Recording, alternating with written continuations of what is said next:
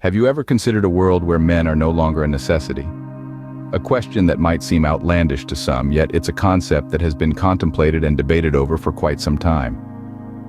In our society, the role of men has been of significant importance, shaping our cultures and societies in ways we can't ignore. Yet, this idea, this thought experiment, if you will, urges us to ponder on a different perspective. Imagine a society, not devoid of men, but one where their necessity is no longer a given. What would that look like? How would it function? Would it be better, or perhaps worse? These are the questions we find ourselves grappling with as we navigate through this intriguing topic. We aren't here to provide answers, but rather to stimulate a conversation, a discourse that examines these questions from an unbiased standpoint. So, are you ready? Let's delve into this provocative topic and hear both sides of the argument. From a feminist perspective, some argue that we don't need men. This viewpoint, while it might seem controversial to some, is born out of an evolving society where the traditional roles of men and women have been challenged and redefined. Let's delve into this perspective, shall we? The feminist school of thought that champions this notion is rooted in the belief of women's self-sufficiency. It is not a dismissal of men as individuals, but rather a critique of the societal structures that have historically positioned men as indispensable. This idea is supported by the advancements in our society and technology. For instance, we've seen the rise of single-parent households, where women are successfully raising children on their own. Technological advancements have also made it possible for women to conceive without men, challenging the traditional concept of family. Furthermore, women have made significant strides in the professional world. They've shattered the glass ceiling in various industries, proving that they can lead, innovate, and excel in fields traditionally dominated by men. This progress has fueled the belief that women can be economically independent, further supporting the notion that men may not be needed. The feminist perspective also argues that the emotional and psychological well-being of women can be fulfilled without men. Women have the capacity to offer emotional support, friendship, and love to each other. And the increasing acceptance of different relationships and family structures in society supports this argument. However, it's important to note that this perspective isn't universally accepted among feminists. Many feminists argue for equality between genders, rather than independence from men. They believe that both genders have unique contributions to make to society, and these contributions should be valued equally. So, while some feminists argue that we don't need men, it's a perspective that invites a lot of discussion and debate. It's a statement that pushes us to question the structures and norms we've grown accustomed to, and challenges us to envision a world where gender roles are not rigidly defined. But what about the counter-arguments? Are men truly unnecessary? On the flip side, many argue that men are still essential in our society. This is a viewpoint that stems from various corners, and it's not without its own compelling reasons. Let's delve into some of these counter-arguments that assert the importance of men in diverse societal roles. Firstly, from a biological standpoint, men and women have unique physical characteristics that often complement each other. The average man, for instance, has a higher percentage of muscle mass, which can be beneficial in certain physically demanding roles or situations. This isn't to say that women can't be strong or excel in these areas, far from it, but it's a point often brought up in these discussions. Psychologically, too, men and women can differ. Again, these are averages and not universal truths, but men tend to be more risk-taking and competitive, traits that can be advantageous in certain contexts.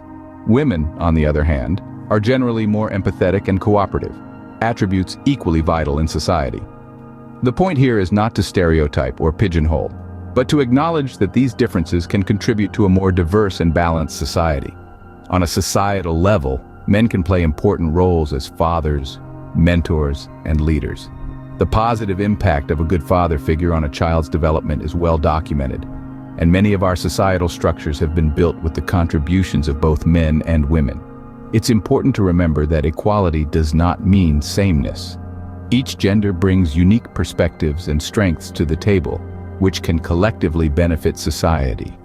In essence, the argument isn't about the superiority of one gender over the other, but rather the recognition of the unique contributions each brings to the societal tableau. It's about acknowledging that men and women can be different, yet equally important. So we've heard both viewpoints. What are the implications? As we move forward in our understanding and appreciation of gender roles and dynamics, It's crucial to keep this balance in mind. After all, a society that values the strengths of all its members, regardless of gender, is one that truly thrives. This debate isn't just theoretical, it has real implications for our society. In pondering the question, do we need men? We're not just engaging in idle speculation. This is a debate that could usher in significant changes to our cultural norms, laws, and everyday lives. It's an exploration that forces us to rethink the very fabric of our society and question long-standing conventions. Imagine a world where the traditional roles of men and women are completely dissolved. What would that mean for our culture?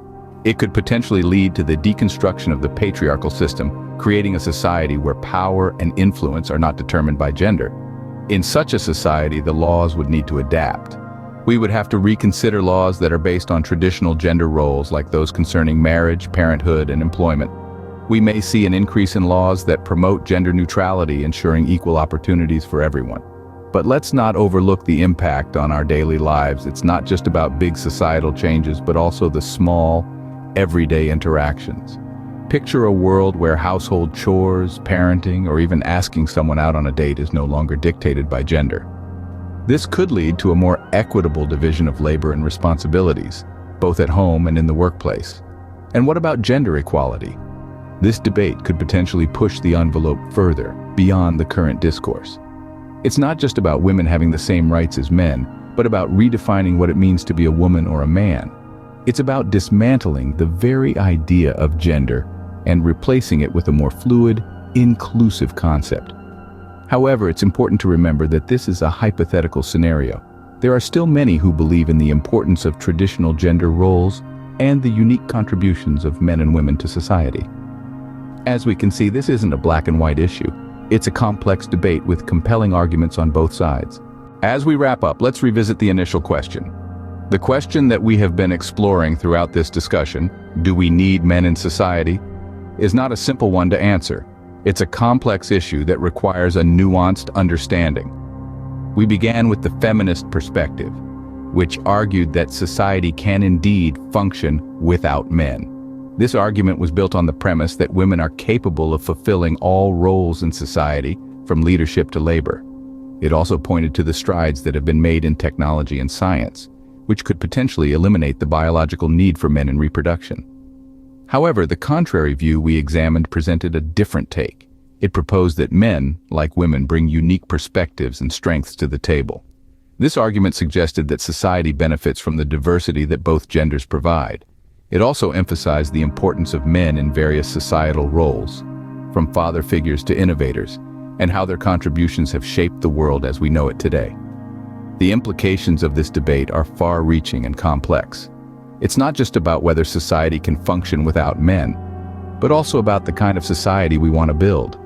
Should we strive for a society that values diversity and inclusion, or one that is homogeneous and uniform?